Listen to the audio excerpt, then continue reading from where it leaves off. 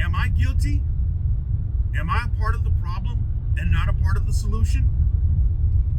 We're going to talk about that on this segment of the Gig Geezer.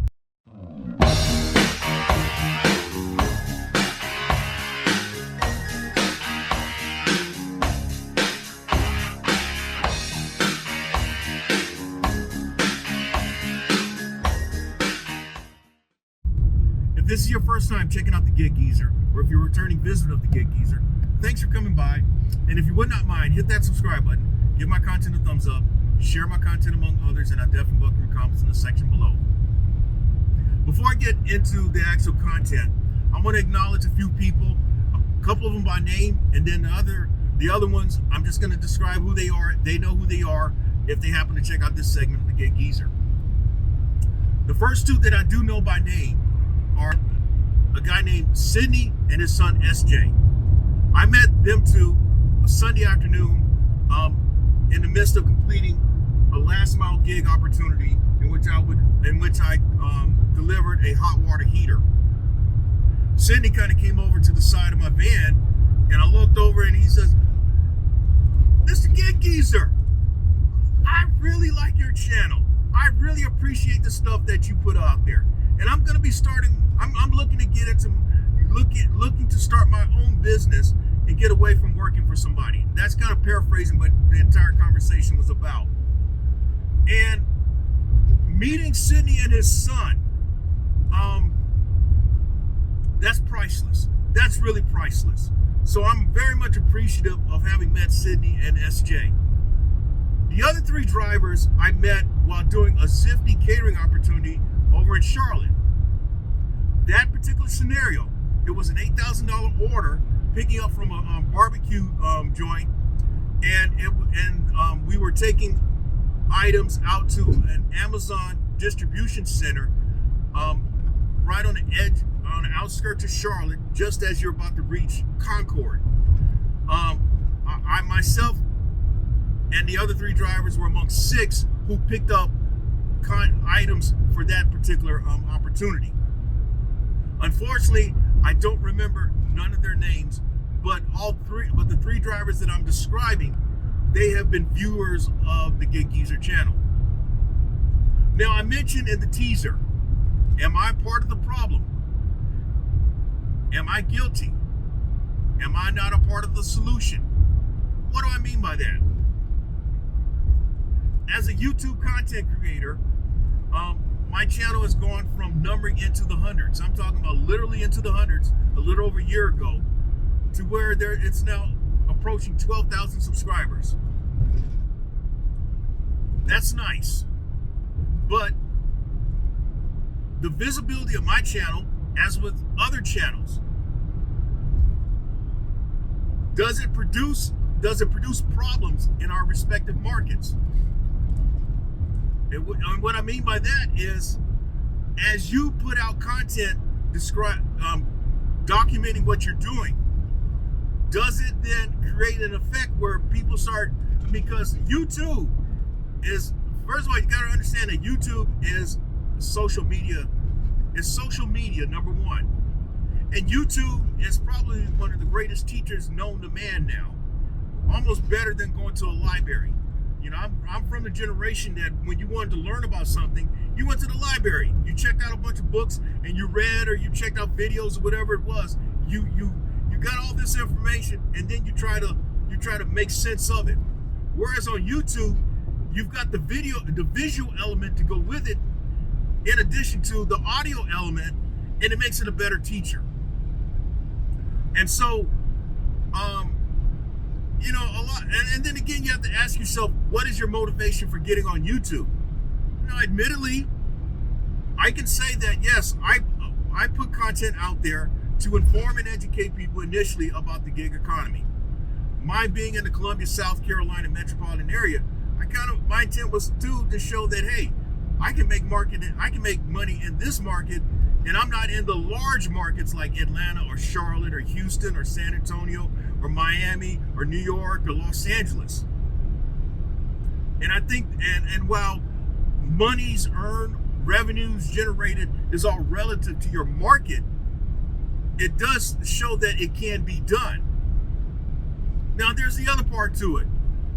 Admittedly, you create a YouTube channel, you hope to be monetized. Well, it took my channel over a year. It took like my channel 16, 17 months before it reached monetization. It's not my first channel that has been monetized. This is actually my second channel that has reached monetization. Now, does that mean I'm making hand over fist during monetization? No. I promise you that I am not making hand over fist. And I will tell you this too, and I'm about 5 minutes into this segment of the Gig Geezer. And by the way, if you like the content that's been provided in this segment or any other segment, hit that subscribe button, give my content a thumbs up, share my content among others, and I definitely welcome your comments in the section below. My channel in the last 2 months, the views and whatever monetization has dropped by more than 60%. So that tells me, based on what I understand about YouTube's metrics and its algorithm, my channel ain't hitting on shit right now. But I keep putting content out because you just never know when YouTube's algorithm might catch your channel, start putting your stuff out there again. And people know that, you know, depending on the channel, depending on what it is, people do make a nice living. You know, there are people out there who make a nice living just doing YouTube. But that was never my intent. My intent was that the content that I would create and hopefully the monetization that would occur would help contribute to me, hey, doing what I'm doing. Simple as that. But am I guilty? Am I part of the problem and not a part of the solution? I see where, in what I'm doing, I see where what I have done as a content creator answers all three. The guilty party is that you feel as if when you see how your market is tightening up, when you see that there's been this influx of drivers into your market and in other places, you may be a part of the problem and you're guilty of it because you're giving visibility to certain things, causing other people to see, well, hell, if he can do it, I can do it. And the problem is that when you have such a rush on the market, is there enough out there to meet the market conditions? In other words, is there enough demand for the supply? And so that's a basic economic term. When there's a glut in the supply and there's not much demand, it also drives down the market conditions to where, you know, you're not going to get paid. There's not a demand for you, so people's not going to pay top dollar for what you do. If there's this glut of supply and there's not much of demand, it makes it tougher, and so it creates situations where people really get fucking thirsty. And so you have to ask yourself, have you contributed to the problem by giving visibility to something that really needed not to have had visibility? Sometimes it says you're better off keeping certain things to yourself. Now, am I a part of the solution? Maybe I'm a part of the solution because depending on the content that I've created and all, and I'm saying this generally, but maybe I should say this more specifically for me. Hopefully, I have been a part of a solution by giving folk realistic content, showing people based on, if you look at the body of work that I've done, showing that it can be done if this is something that you may be if your interest has been piqued to pursue ownership and operation of a sprinter/cargo van. However, in a responsible way. There's enough content out there. There's enough bullshit content out there that has conned people into thinking that you can do this by cutting so many corners and then make $100,000 in 2 months or 3 months. You know, basically get rich quick. And as with anything, the people who come in and claim to do all this and do certain things, well, as with anything, the question is going to be your longevity, your sustainability. Has what you've done, This is what you're doing. Gonna put you in a position where you're around 2, 3, 4, 5 years down the road. It's just like as an insurance agent. I knew a guy, we started at the same time as captive life insurance agents. And he's no longer in the business. We started out at the same time in 2001.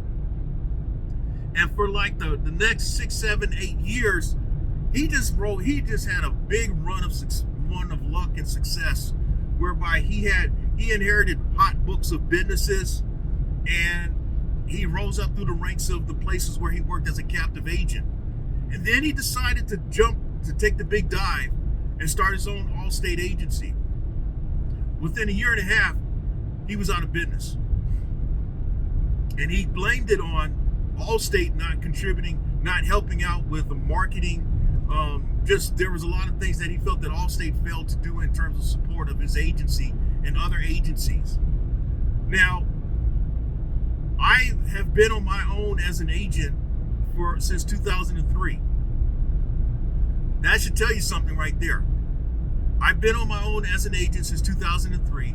I've had my own agency in some form or fashion, some iteration, since 2003. And since 2016, a full service agency where I do both property and casualty, which includes auto, home, business, as well as life and health.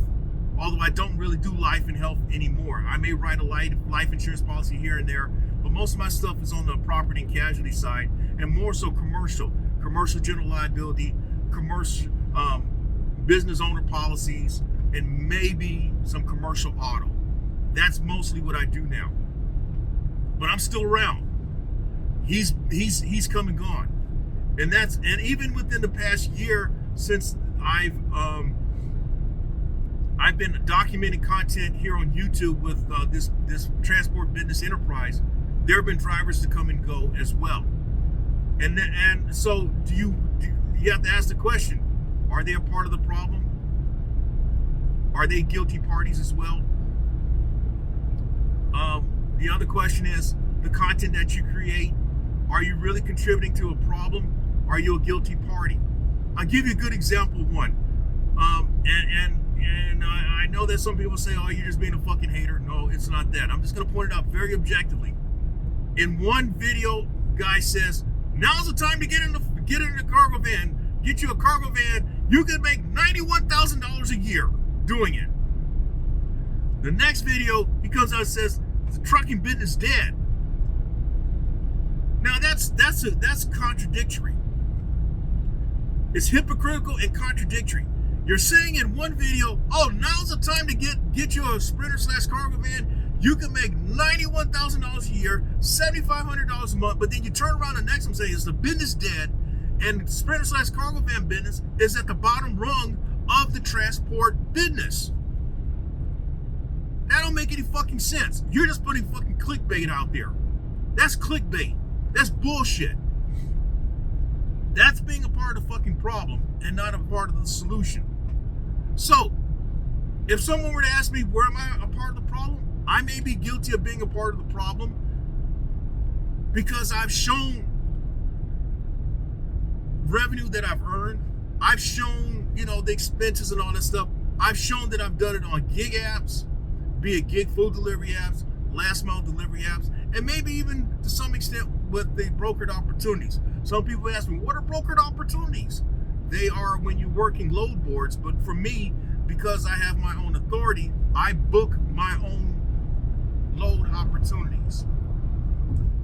I don't talk about, while this may be another conversation piece, it is possible to own and operate a Sprinter/cargo van, transporting goods and items across state lines and all that stuff. If you are a driver for another carrier, you're then operating under their authority, and more than likely, in many situations, under their insurance. Or what they'll do is they'll tack on to your insurance as an additional insured. But then there's some other technicalities that are involved. They may be an additional insured on your policy, but yet you're operating under their MC number, but then from what I've seen, it's a questionable business relationship, and I'll just leave it at that. But anyway, am I part of the solution? I may be a part of the solution because maybe my content shows things being realistic. I mean, as it is now, I'm en route to Greenville, South Carolina. I've been on the road now for about a good 45 minutes or so. I'm dropping off a pallet, paying me $300, and then I've got another last mile opportunity later today, and I'm looking at a minimum of over $400 earned today, and that will put me at over $7,100, almost $7,200 in revenue generated for the month. And then if I add those dollars, it'll put me right at about $99,000 in revenue generated by this business this year. Now, some people will be putting that shit up in the beginning, and I probably would have. In some certain situations, I probably would have. That would have been my lead piece. But I just want to show you how I've buried those numbers, because what I want to do is deal with a more pertinent subject. Now, I may not. If you've stayed with me this far, I thank you, and maybe you've gotten something out of it. Maybe I've caused a greater discussion to take place. But yeah, this is something that I've thought about. In part because a fast friend of mine, Steve, he gives me a lot of fucking grief about this. A lot of fucking grief. And so when he realizes that there's a thirsty that underbidded him, man, it's your fucking fault. It's your fucking fault. It's you and all those other YouTube people, man. You done fucked up the market. And then we go at it for about the next 10 minutes and then laugh it off. But I'm thinking seriously about it in this segment of the Get Geezer. Am I a part of the problem? Am I guilty? Am I part of the solution? I may be a party to all three. And if I am, I guess I have to be more responsible even more responsible with two of the elements, being guilty and being a part of the problem, more so than being a part of the solution. There's one other thing that I want to mention before now. The reason why I think that we may be a guilty party is because with many of the gig apps that we are on, all these gig app companies, they have a team of people who monitor the YouTubes, the TikToks, the Twitters, and the Facebooks.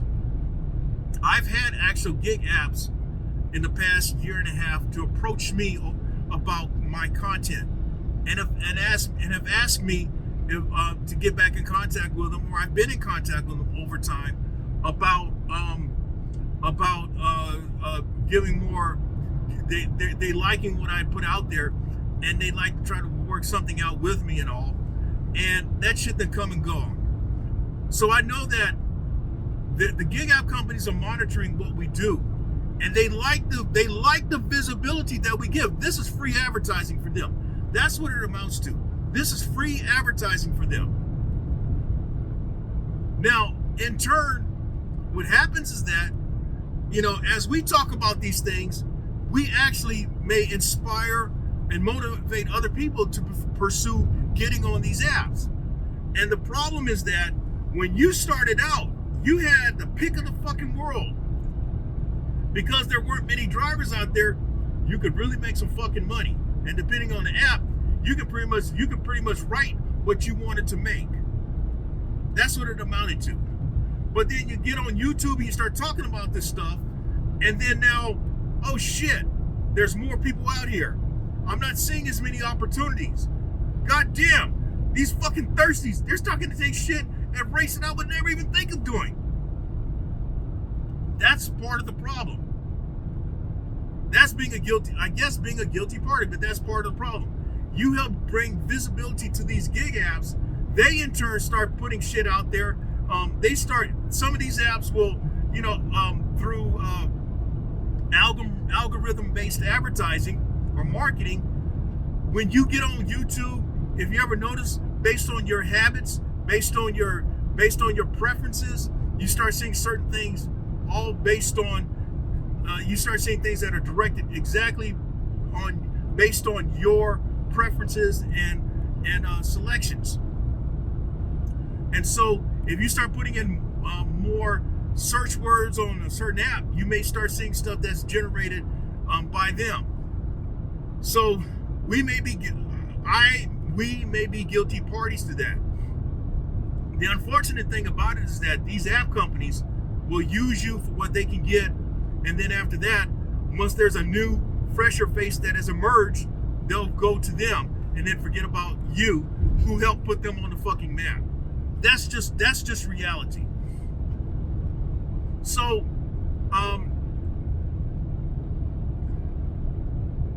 there may not be a definitive answer for what I've just shared, but it's definitely something to think about, maybe for this holiday season, maybe just for a moment.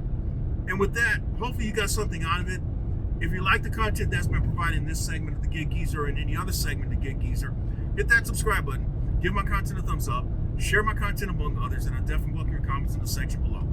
I'm Inwood Lane, and as always, may your grind and may your hustle continue.